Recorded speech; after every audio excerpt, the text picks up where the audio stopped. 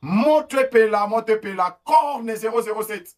Naebisaki bino, katana ekoi, ekomi tour ya Bukavu. Bande kwa Bukavu, bozala na bandaku, parce que, nazo pesa info, tout ça, 19h30. Moto ezopela na Bukavu, na kati ya ville. Wazalendo déjà à côté. Mais Wazalendo à côté de mon côté. Bande konanga Bukavu, boyoki, hélicoptère mi balé déjà sur circuler le colo. Des hélicoptères, on les a FARDC. Donc, on a ko tapate. RDF M23, bazo kati sa maille ya kati sa nabanage. Tout la mouise ça. Donc, atozolo ba Bukavu encerclé, na kati ya Bukavu Wazalendo déjà azui ba quartier ya minene na kati ya ville. Ba position ya minene na kati ya ville. Likolo RDF M23 ba surtout kaboy qui a des hélicoptères et tambola likolo. Ba sniper ba zui ba place. Tala. Ça armée Fatih Beton. Tozo bonde na lobby tongo tozo la nukana nouvelle ya Bukavu libéré parce que na moment oyo ma tous ces obeta na Bukavu bande konanga Bukavu boganga ki ba libérer biso boloba ki boleli passe bozo ça la libérer ma tous ces obeta je vous informe Wazalendo na place unité spéciale ya FARDC intervention rapide sur terrain ba Ibu monsieur ba hélicoptère monsieur ba position élevée donc Bukavu et si lipo na bino M23 RDF ba oyo batikali na kati libabe tozo lokota bino lokola bambinzo RDF ba Rwandais oyo bolandaka nga bwana Bukavu bokima motepele libino matuze ezobeta makuna désordre aïe Fatih Beton oboma mutu nayebisaki bino kuna Kagame omonana te na biso tozo avancé les 27 avant de signer accord de paix bokeba Boya sutuka Bukavu Goma derrière ma boko na biso nyonso ezongi. Fatia la sabino ke a Fatih Beton. Nanga nanga. Attention ça va. Sultan Makenga, il fallait koyoka conseil à pasteur à papa na yo na Bukavu. Apesa ka yo conseil. Bonsu kamabe. Sokomi wapi? Bertin basakana na Nzambe te pe basakana na nation te. Sultan Makenga Rwandais yekuta longba kuna démon diable bosuki binonios. Yamoni Kabila kimaki police kanamba kimaki ayebaki ke monte kopela mabe. Ye wana kuna Kenya keko batama. Kuna pe na Kenya insécurité totale pona ye. Tu ebita Hippolyte kanamba osuka ndenge nini. Bon, si j'ai alelo Bukavu, to vande li Bukavu. Na songi nanu nakota en contact na ba oyanga ba kuna ndenge nini tinda image. To komi sika nini aïe. Bukavu récupérer totalement. Lobby bola mukane sengo. Na pesi bino message to comme déjà Ernin 19h35 36. Donc match est bien. Merci.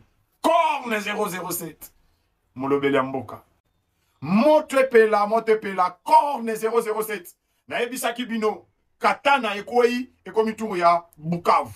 Bande kwa Bukavu bozala na bandaku parce que nazo pesa info tout ça 19h30. Moto ezopela na Bukavu na kati ya ville. Wazalendo déjà à côté. Mais Wazalendo à côté de mon côté. Bande konanga Bukavu boyoki hélicoptère mi balé déjà sur circuler le colo.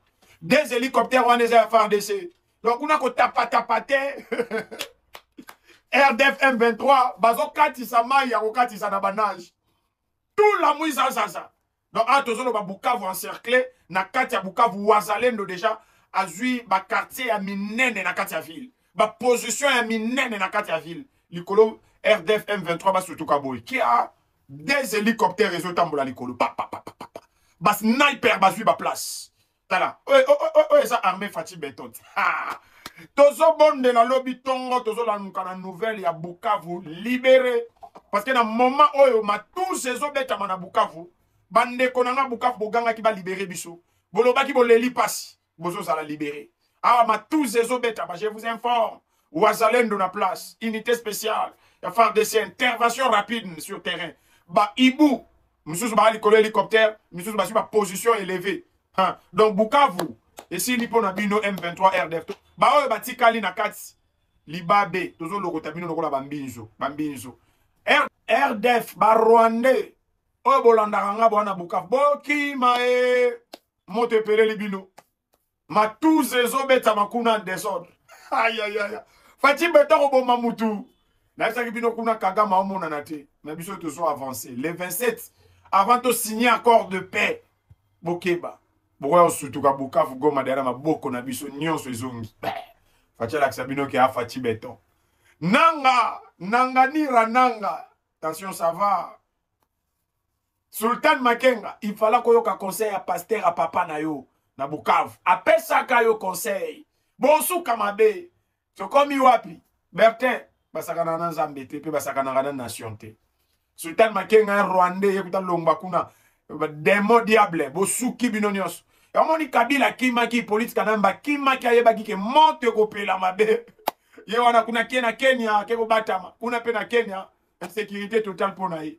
Tu veux dire, Hippolyte Kanamba osuka ndengeni. Bon, si j'ai allé le Bukavu, tu vends les Bukavu. Nasongi nanu, nakota en contact na ba oyanga ba kuna ndengeni, tinda image. Tu comme sikanini, aïe aïe aïe aïe. Bukavu récupérer totalement. Lobby bola mukane 5. Na pesibino message tu comme déjà Ernin 19h35 36. Donc match les bien, match les bien. Merci. Corne 007. Molobeli Mboka.